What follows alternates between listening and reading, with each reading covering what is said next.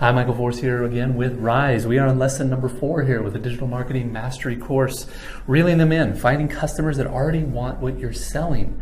Okay, that's one of the key things that I was talking about here in the welcome video, is that you don't necessarily, it's not the best practice. You'll see why so many small mom and pop businesses go out of business very quickly, because they think they had some amazing idea and they thought the whole world would want it, but that's never the case.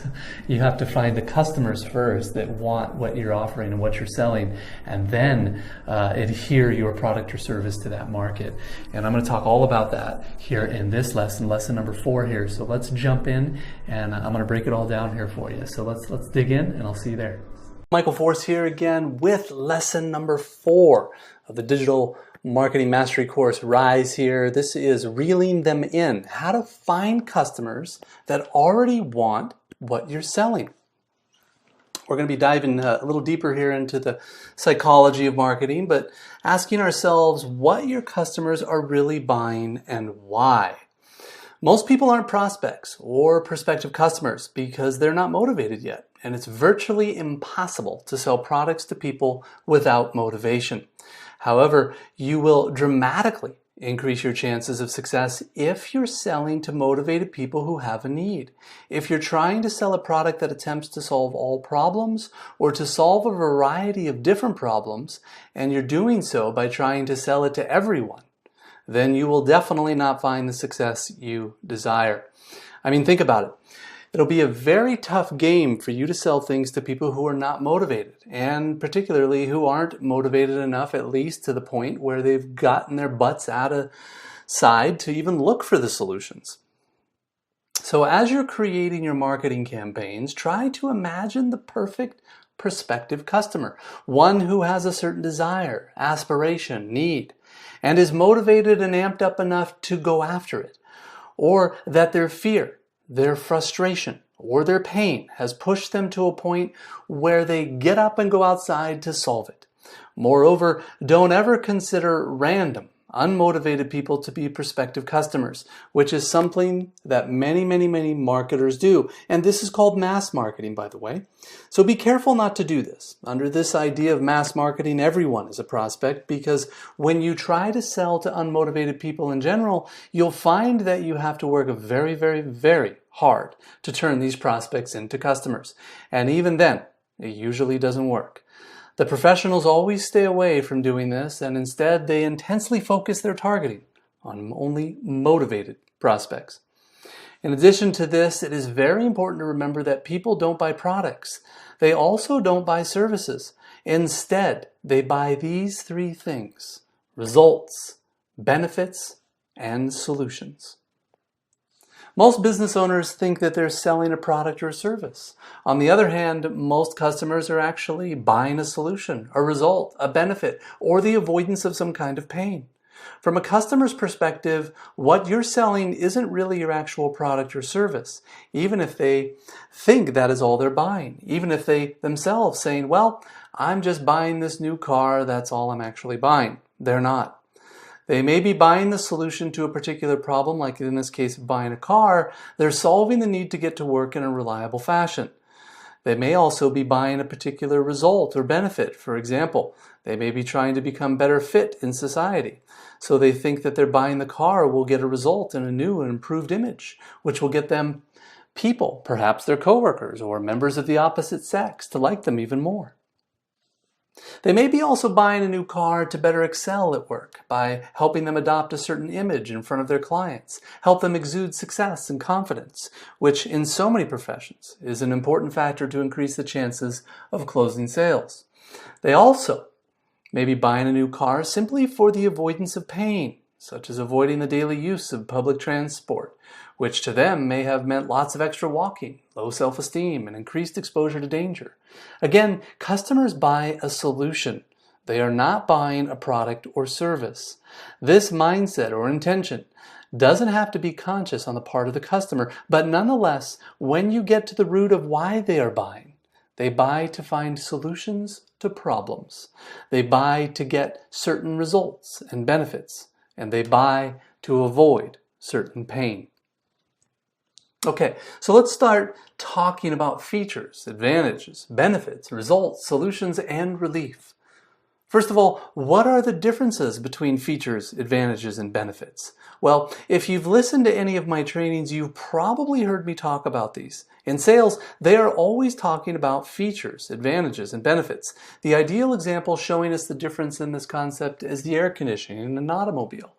The air conditioning is the actual feature. The advantage is what the feature does. So in this case, the air conditioning cools the air.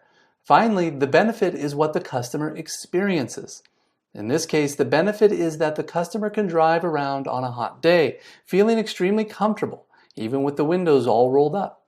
So basically, these are the differences between features, advantages, and benefits. Now, when it comes to getting customers, most business owners make the mistake of selling features. So a person walks in the showroom interested in a car. The salesperson walks up and says, "This car has air conditioning," rather than selling the benefit of how rapidly it cools the air and how quickly you can get comfortable when you get into the car on a hot and humid day. Or how the AC doesn't just cool down the air, but it also cools the seats. So you can feel cool all over very quickly. This is not a trivial point and simply cannot be overemphasized.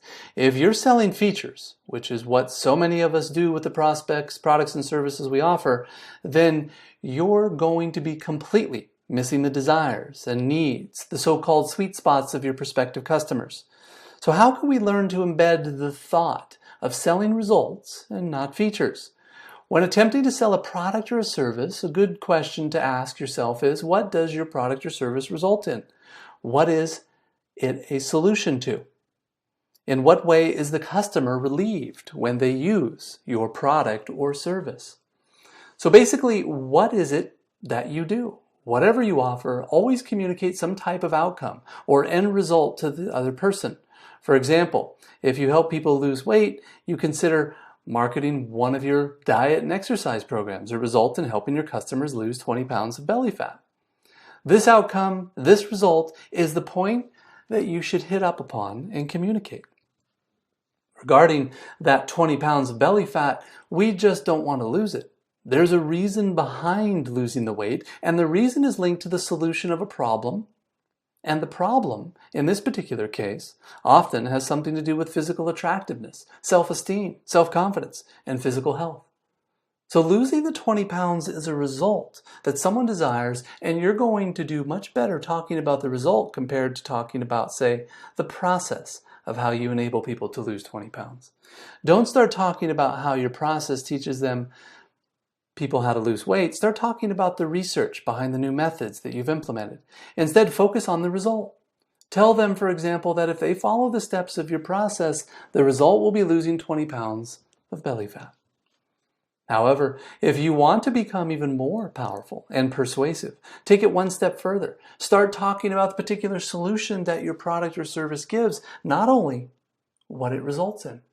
Remember, your prospective customer doesn't directly care about the result itself. They care about how the result can be a solution.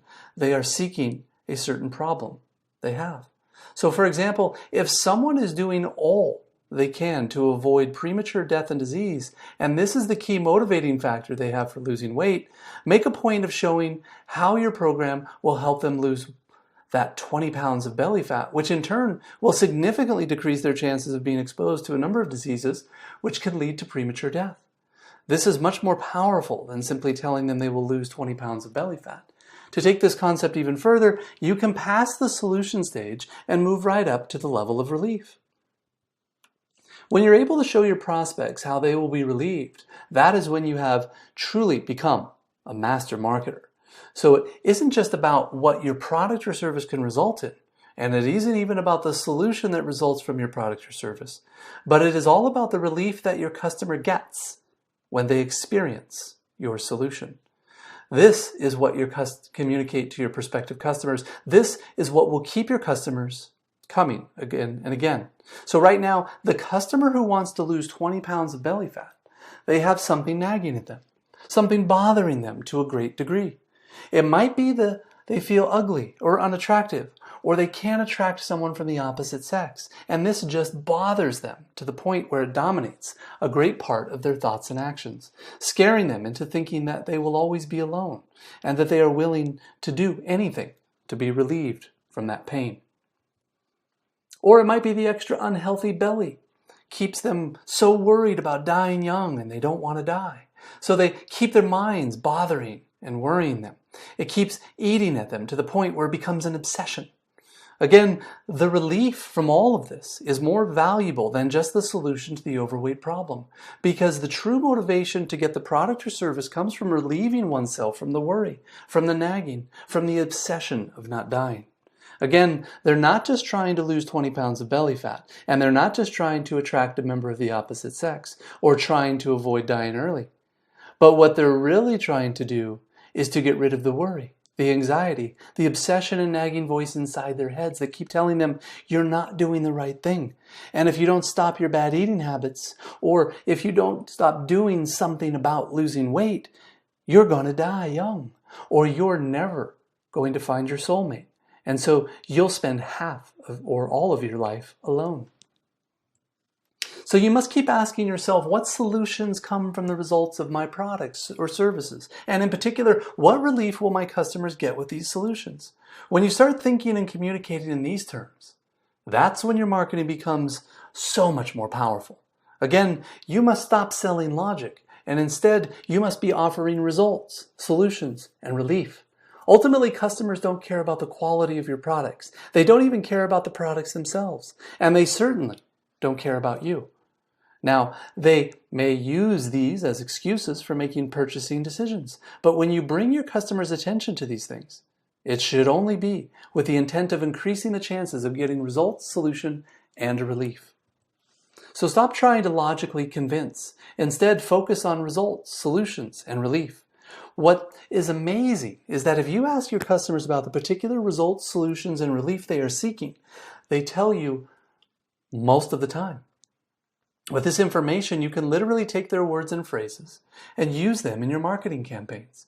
You can take the images they're making in their mind and go and get yourself images in the stock photo website like a Shutterstock and put them in the banner ads on your website. This isn't really rocket science. It just requires you to have the tactics, the techniques, the skill, and the understanding and some experience of doing it. Doing this can truly create powerful and effective marketing campaigns. And as I mentioned, customers don't care about you. They don't truly care about your product or service, your quality, your business experience, or any of those things. When they pay attention to those things, it's only to increase the chances of getting the result they want, the solution they want, and the relief they are seeking. So if it doesn't connect the dots directly from where the customers are to the results, solutions, and relief they want, then leave it out. Don't start talking to people about how knowledgeable you are, about your experience and expertise, or about your big product with such an attractive look. Don't start talking about the super heavy-duty reinforced nails that you use inside of the lumber that you're building the house with, or that kind of stuff, unless it's directly related to a result, a solution, or a relief that one of your customers is going after. So do you remember our 3 brains and our capacity for rational decision making? The reason why we don't focus on logic, but we instead focus on results, solutions, and relief is because people are driven by their motivational systems, and these systems are again based on ancient brain systems wired to help us survive, stay safe, find security, find love, express ourselves, and actualize. Now, in order to make the mental shift, you must practice it.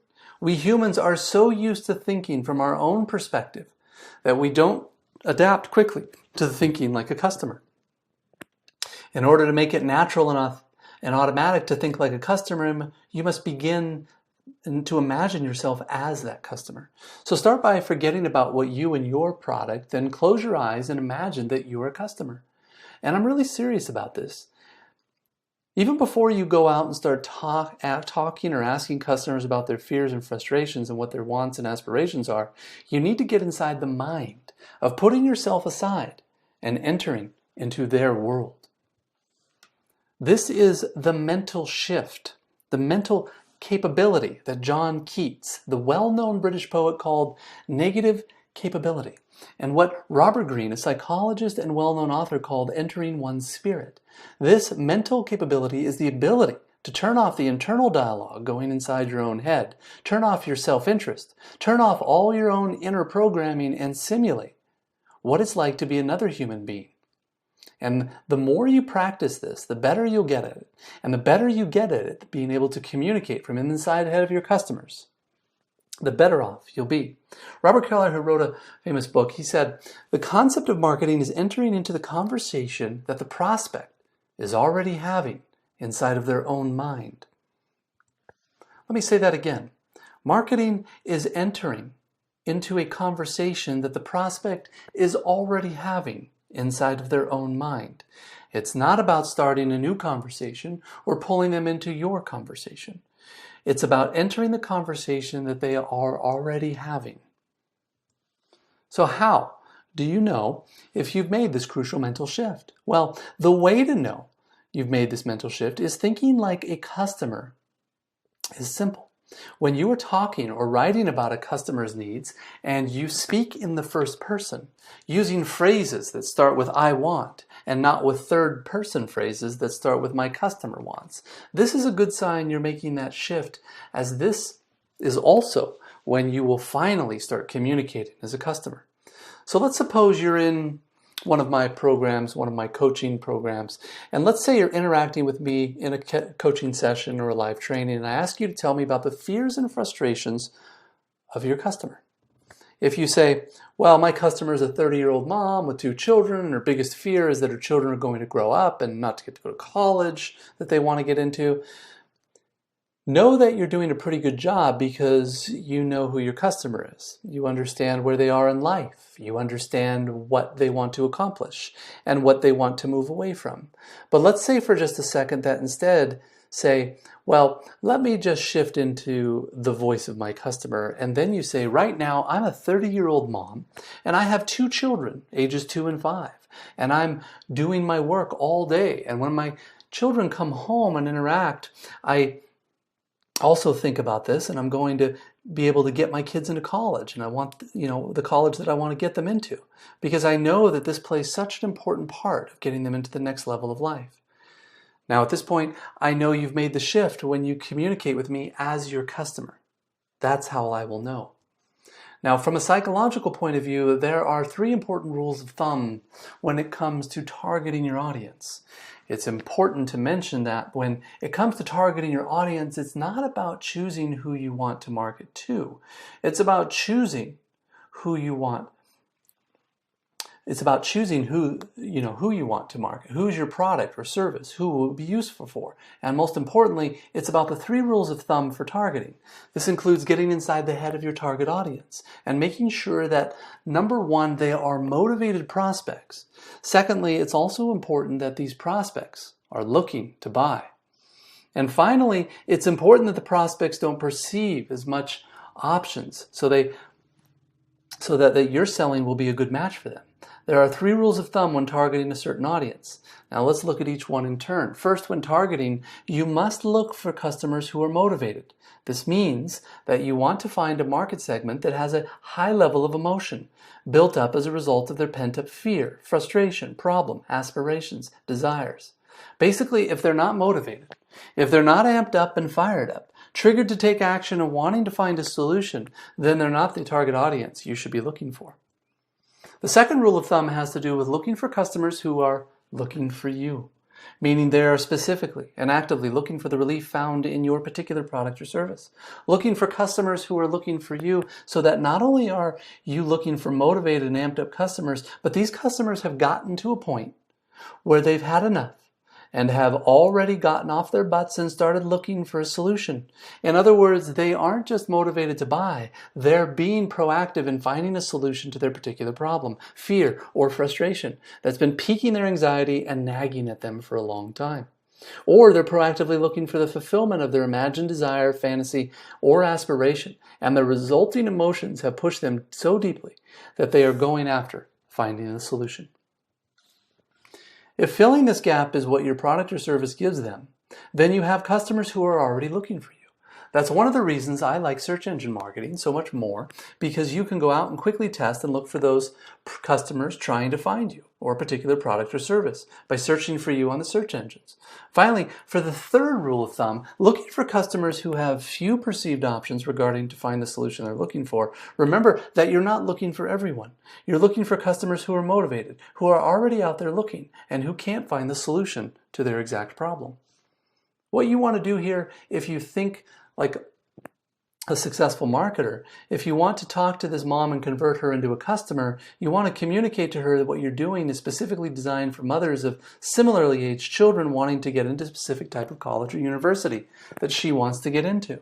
And when she sees this, she'll realize that this was literally made for her and her particular situation. Now, by the way, I've got to mention a particular big mistake that I always see marketers make as well. Many times as a guest speaker at certain programs, I often have people come up to me after the program mentioning to me that they've created this product or service, or that they have, they want to get a little bit more information about how to best market it. I ask them straight away, well, how did you go about creating your particular product or service that you're offering? And they basically tell me that they wrote down all the wisdom in there, and they want people to find who want to buy their product or service, since they know it can be solved, their target product, with a lot of, they have a large audience where there are lots of problems. And then I tell them, when did you first look at what people are looking for? Did you find people who are motivated and ask them what they wanted? And then they reply, they didn't. They just kind of put everything in there. Next, I make sure to tell them that this is a big problem, because if you got everything in there that's not going to feel like it was tailored for the customer who has a specific need for a solution, and they say, well, that's okay, we can rename it, or we can just put a gloss code on it and make it feel like that it was made for them. And I say, no, not exactly. That's not the way it works. The way it works is you want to look for customers who are motivated, who are looking for you, and who perceive that they have few options available. You should apply these 3 layers on whatever nature of your targeting or whatever the audience you're targeting by creating marketing material or launching products and services targeted towards these 3 aspects. Targeted towards motivated customers that are actually looking for solutions you have. And these customers should perceive that there are few options available. If you can do this, you will significantly lower the chances of failure and in turn greatly increase your product or service's chance of success. Over the course of my life as a business owner and entrepreneur, I've launched several different businesses with lots of different products and solutions. And all these products I've created and helped launch will sell really just about all of them every single day. With that being said, though, how did I do it in such an environment where most products and services fail really on? I did it because I used the kind of thinking that I'm teaching you right here. And I applied it as I was learning all of these systems. In some, I used the type of thinking that allowed me to target audiences with lots of motivation that were already out looking for solutions similar to the one I had, and that perceived that they had few options available. I will also end by saying that many of my products were literally some invented niches. So let's do an exercise for customers who are already looking for you. Look out for customers who are already looking for you. Most people aren't looking for the result, benefit, or solution that comes from your products or services. In order to succeed in marketing, it's important to identify that segment or subgroup who have realized that they have a challenge, who are emotionally motivated to find a solution, and who are proactively looking for you. Use this 3 questions to test how to make sure that your marketing appeal has a high probability of success before investing the time and money to test it out on the market. You can also use this when targeting a niche for creating a particular product or service. This is the first question. Is my prospective customer emotionally driven to find a solution, to solve a problem, or to get a specific benefit that I offer? Or in other words, are they emotionally driven, irrationally motivated, and triggered to go out and find a solution? Question number 2. Is my prospective customer so motivated that they've begun working proactively in order to solve their challenges? In other words, have they gotten out there and started doing the research, aiming to find a solution? And finally, for question number 3, does my prospective customer have few or no perceived options for the specific challenge that they're trying to solve? In other words, do they perceive that there aren't many options, if any, to solve their particular problem? Remember, you want to use this 3-question test to sculpt and mold your marketing, your products or services, and even the niches of your businesses. Once you've got something like that gives you these 3 yeses to this question test, you'll know that you have a much higher probability of success. Start looking for customers where they already are, and they are looking for you. And I will see you on the next lesson. Take care.